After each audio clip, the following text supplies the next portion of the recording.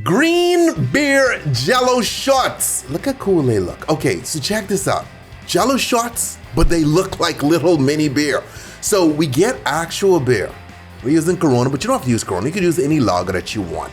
Okay, you gotta heat it up, add in some sugar, and then you come behind it with some tequila. What? Tequila? Stir, stir, stir, stir, stir. And now we drop in our gelatin. That's why you're heating up the beer. Okay, stir, stir, stir, stir, stir. So good to go. Now we come in behind it with a little food coloring because we want this green. Stir, stir, stir, stir, stir.